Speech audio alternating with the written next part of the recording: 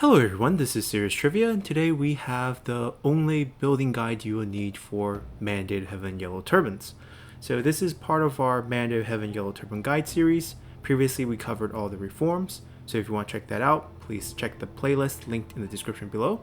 But today we're going to look at the Commandery building aspect for Yellow Turbans. Now, while the Yellow Turban buildings didn't change very much between the original Yellow Turban DLC, there are still some minor changes in terms of your gameplay focus that will kind of drive how you want to build your commanderies. And as the name suggests here, this is the only build you will actually need for Yellow Turbans. There is only really one core build that you need to follow for all your commanderies, with minor adjustment depending on what their specialty counties are. But overall, you're really just going for mandate war focused build strategy that will help you win your early game mandate war, because if you lose that, the campaign is over. So let's jump right in with an early game building choice here. So right off the bat, what you want to focus on early game, using the town as an example here. Now obviously you could have this anywhere from a town to a small city where you have 3 building slots. But overall, this is when your cities are just getting started. You have maybe 2 to 3 building slots, and there are 2 key early game buildings that you definitely need to focus on. And they are the Communal Inn, represented by the level 2 drinking house here, and the Blacksmith building or the Forge building, represented by the level 1 version here. And the reason why these buildings are great for you is not only because they provide good early game income, it's also because they provide a ton of essential utilities that you're going to need in the early game throughout your commanderies. So looking at the drinking house or the Communal Inn building, we have a couple key focuses on the Mandate of Heaven. First thing first, we have fervor from buildings in local commandery. So fervor is a mechanism in the game that spreads from commandery to commandery, sort of like this religion or type of zeal surrounding your rebellion. It makes Hun settlements lose public order. They will make them trigger Yellow Turban rebels to spawn. In Yellow Turban settlements or your own settlements, it will increase your public order and make you have a much easier time raising your tax rate or building tall. It counteracts pretty much all of the population penalties you'll receive from public order, so it's very essential to keep your fervor very high. It maxes out at 100, and once it maxes out, it will spill over into its adjacent commanderies until those go to 100, and then so forth. So starting out early by driving up the fervor in the local commandery that you control, you can spread fervor to the whole map much quicker, giving yourself better public order and creating rebellions for the Han factions.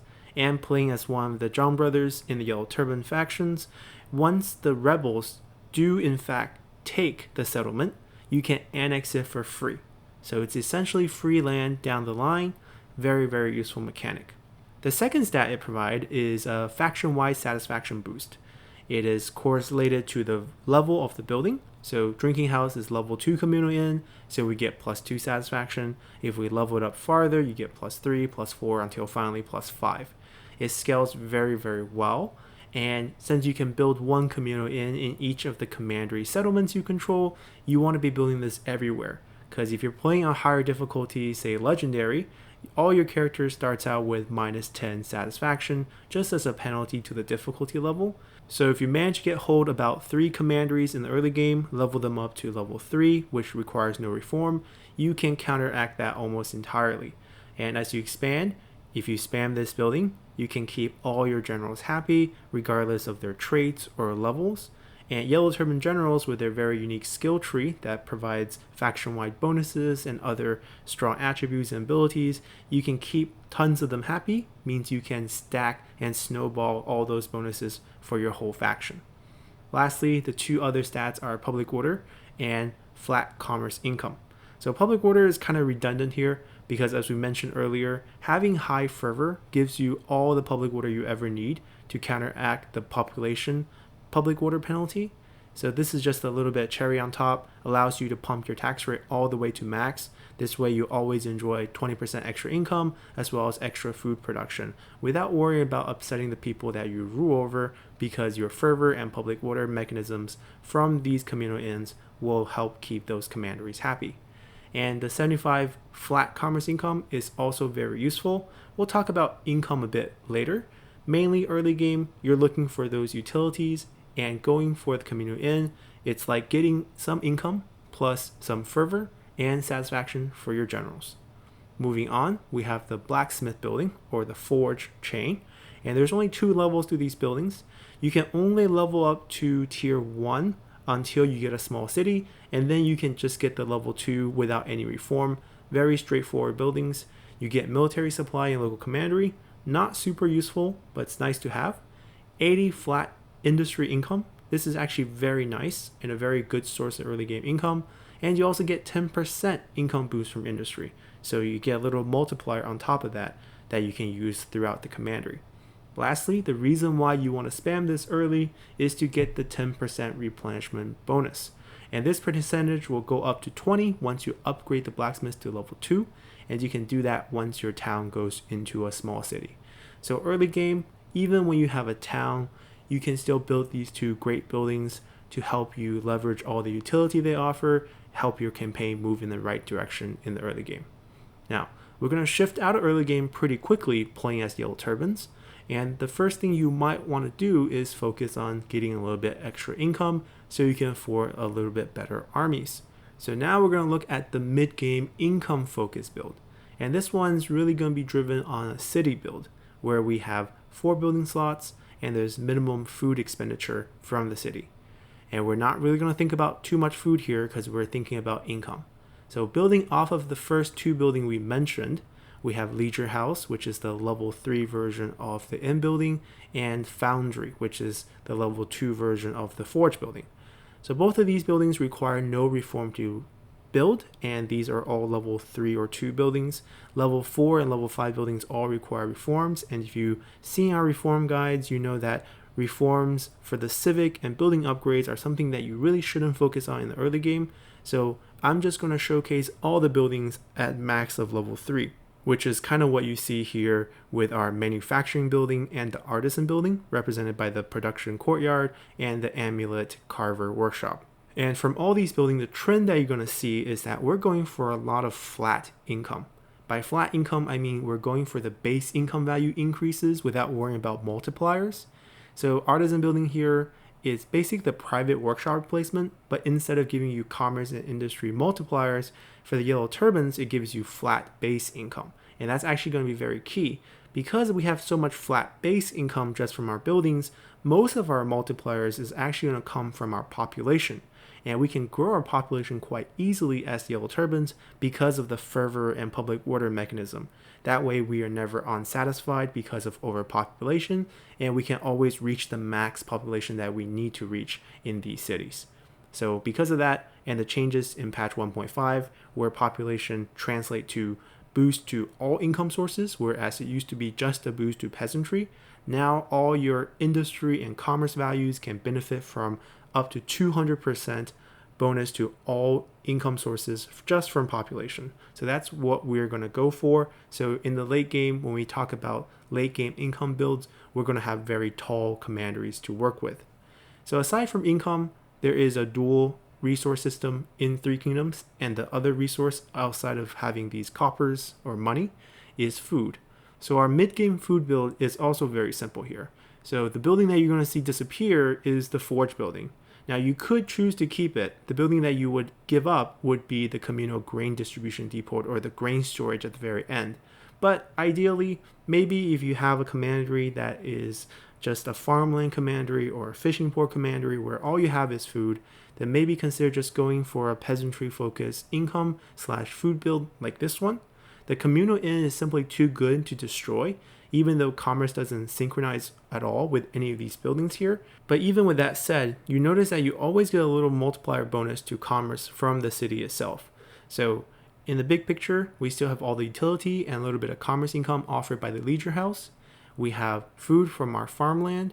You have multipliers to both food and peasantry income, as well as population growth from the farmer housing.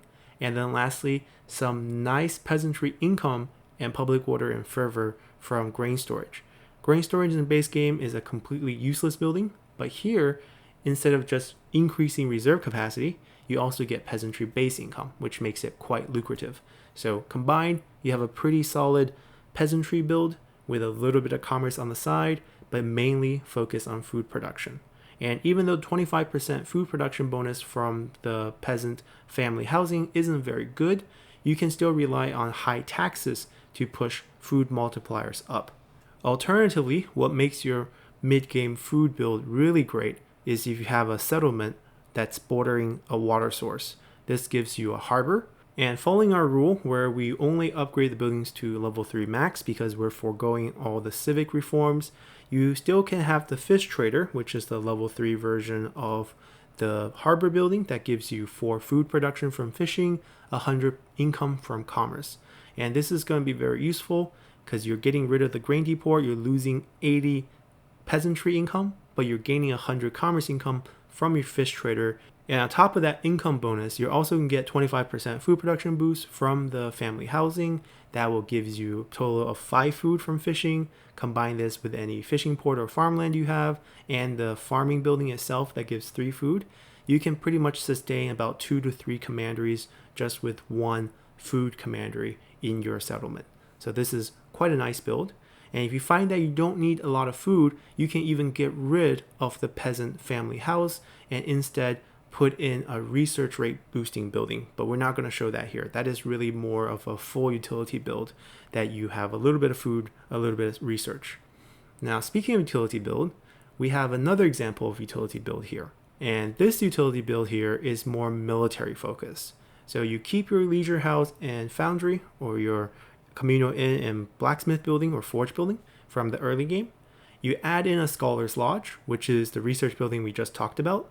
That gives you also a little bit of enlightenment, which helps you rank up.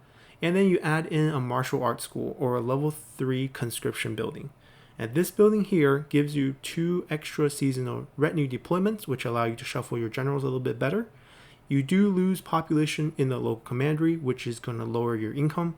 But as you can see, we already got rid of the farming building. We got rid of all of that peasantry base income. We're going for research rate. We're going for plus ranks, plus seasonal deployment. We're going for the 20% replenishment and satisfaction.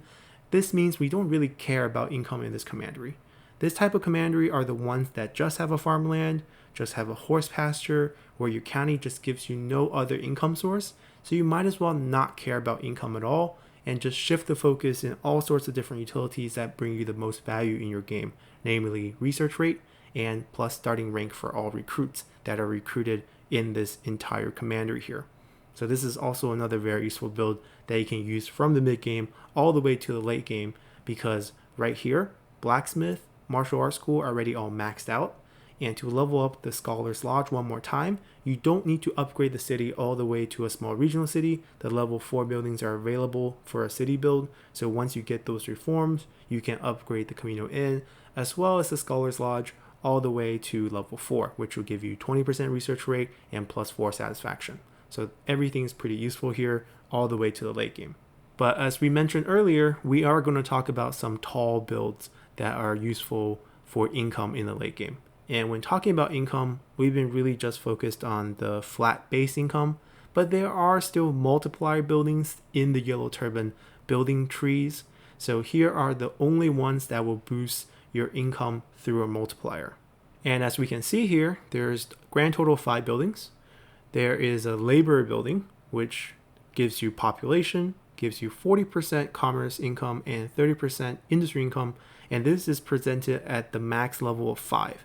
Because we're talking about late game tall builds, I'm going to assume we have all the civic reforms needed and all the buildings can reach their maximum level. So the key difference here right away is we see that the percentage here is rather low. We're talking about 40% boost to commerce and 30% to industry, when in fact the private workshop from the base game for Han factions gives you 190% commerce and 40% for industry. So way higher on the commerce income boost compared to the Yellow Turban version here. Next up, we look at the final upgrade version of the farmer housing building. So this gives you now 25k population growth. So as you can see, a lot of population growth throughout all these buildings, which is nice because with high population, you get that 200% boost to all income sources, which is going to be your key driver, because you see you only get 30% extra boost from peasantry here from this building. Foundry, we already seen, is 20% boost to industry. And here we have a marketplace building. I used the old image asset from the base game. The only real difference between this one and the Yellow Turban one is the Yellow Turban buildings never have upkeep, so the 60 upkeep per turn is gone. That's a good change, and the required reform is going to be slightly different. But the stat it boosts is 150% boost to commerce and 50% to trade influence. The 150% boost to commerce is actually quite high if you think about it, compared to all the Yellow Turban unique buildings. This one that they inherited over from the Han subculture is much better. So this is going to drive a lot of your decision making in terms of which commanderies to go tall, because you have much more commerce income boost available to you compared to industry and peasantry. Peasantry especially bad because all you have is that 30% from the farmer housing. Grand Temple of the Eternal Reason. This is your temple building. This is only available all the way up to level 3. It gives you 20% income boost to all sources. This is just included because it's available, not because it's good. 20% is quite low, even if you spread it out to all 3 combined sources. Technically, this is only better compared to maybe 30% to just peasants or 20% to just industry. But overall, even compared to the labor building here, 40% to commerce, 30% to industry, I'll take that over the 20% to all anytime. But aside from these buildings, 2 other things exist for Yellow Turbans in the Mandate Heaven that could boost your income percentage, namely commerce income percentage. So all settlements in the game will provide some sort of bonus to commerce income. It scales up all the way to 150% when you reach an imperial city. So using the 6 build regional city template, 50% will be granted to your commandery, which is a nice bonus to have and to consider. And next we have a level 5 harbor building. We already talked about the harbor building for its food attribute, but instead of going for the food branch, you can also choose to go for the commerce income branch, which at level 5 will give you 200 commerce income and 75% boost to commerce income, which are both very helpful for your faction. Which is another reason why certain commanderies like Jianye, with its harbor building and 2 industry commanderies, are some of the best income producers in the game. So with these buildings in mind, we can shift our focus back to what's available for our base income and just kind of take a look at the 3 income sources and judge for ourselves what type of build we should be looking for. So here we have the 6 buildings that will grant flat base income divided up into peasantry, which features the 2 buildings on the left that gives the farming building that gives 270 at level 5, as well as the grain storage that gives 140 at level 5 for a combined total of 410 peasantry base income. This is as much as you can get. It's actually lower than the Han subculture because you don't have the tax collection building, but it's still a respectable amount. Moving on, we have 2 buildings as well. Communal Square, which is Communal Inn level 5 building, and Hall of Sculpturing, which is the Artisan building.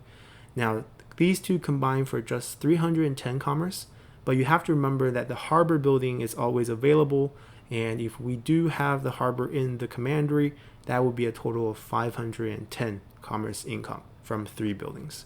Next up, we have the industry income, which is really what sets the Yellow Turban buildings apart because you have so much base industry income available to you just from the commandery itself. You get 500 from the manufacturing, which is the state workshop. That part is same as the base game, but your forge gets 160 extra, and your artisan building, which is the private workshop equivalent, gets 250 extra.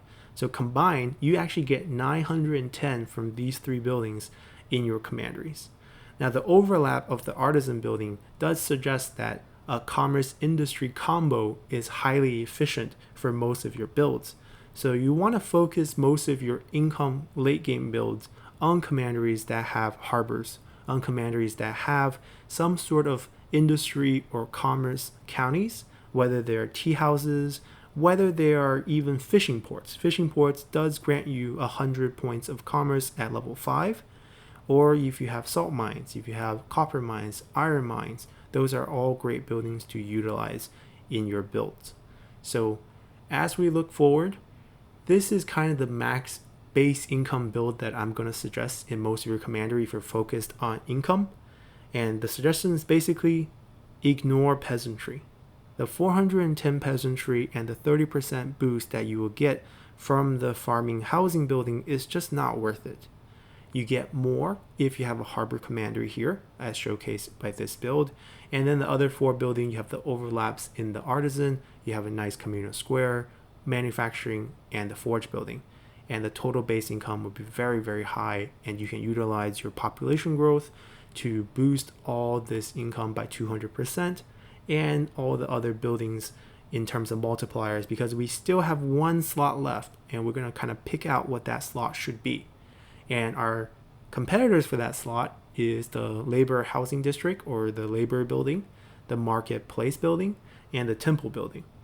And we already introduced these before, so all we're really going to do here is do some math. So if we just consider the buildings, the 5 base income buildings we just showed, where we have 510 from commerce and 910 from industry, which ones are better? If we take them 2 at a time and take a look at the marketplace building here, the marketplace building versus the labor building shows a pretty clear picture of how strong that 150% income from commerce is from the base game marketplace building that was passed on to Yellow Turbans. You just have a much higher bonus by building it. And since Yellow Turban version of this building doesn't have an upkeep cost, it's even better. So as strange as it is for me to say, since I completely shun the marketplace building as an inferior building in the base game, simply because how strong Private Workshop is, for the Yellow Turbans, you definitely want to build the marketplace building.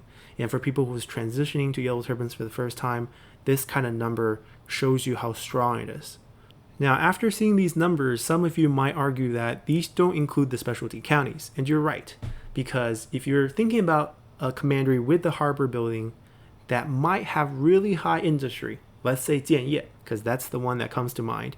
We have a salt mine and a copper mine, and let's say we don't care about the corruption reduction in the copper mine, we go for the 500 income max version, and then for the salt mine it goes all the way up to 550 industry income. We can boost that industry income number all the way up to 1,960.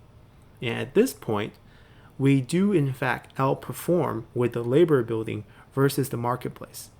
But if you think about it, that whole process of upgrading all of those counties to level 5 and foregoing the 4% anti-corruption, so the marketplace is just better, even in the most optimum situation for the labor building. But the key point of a lot of that math that we did earlier is based on the fact that we have a harbor. And having a harbor is actually very key for a lot of commanderies. So if you don't have a harbor, and you look at the math again, marketplace still wins, but the win is much smaller. And if you factor in the opportunity of having the same setup, where if you're in Taiyuan or Poyang, where you have 1,050 extra from your counties, then obviously the labor building is going to outperform. But if you're in a no harbor commandery that have, let's say, a tea house, then marketplace still wins. So overall, I think it's very situational where the labor building wins, and in those situations, it's pretty clear. You have no other sources of commerce except for communal inn, and you have additional sources of industry in abundance. You need 2. So basically, the only commandery that's a win for the labor building is Taiyuan and Poyang. There's no other combination that has this result. So I feel it's pretty safe to say that you should pretty much go for a marketplace building whenever you have a chance. And finally, we have one last thing to consider before we end this guide, and that is if we have no harbor, we actually have 2 building slots open. So if we have 2 building slots open, we can build the marketplace or the laborer, and then we can also consider another building.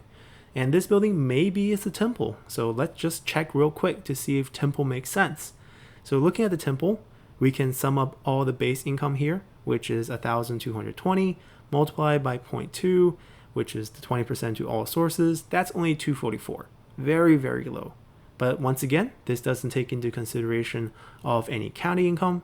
So let's say optimistically, we give it another 1,050, which is the most you can get from 2 pure industry increasing counties. And here we're at 454, which is still lower than the marketplace. And obviously going to be lower than the labor building because this version here offers extra 1,000 industry income, which the labor building excels the most at.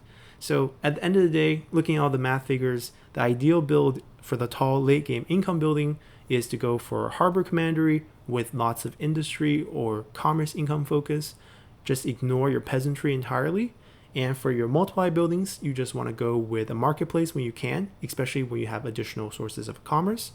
And if you have additional sources of industry, let's say a salt mine or a iron mine or a combination of them and copper mine, you want to go for a labor building instead. And never build a temple, because if you have no harbor and additional slots, just go marketplace and labor building and you're going to be fine.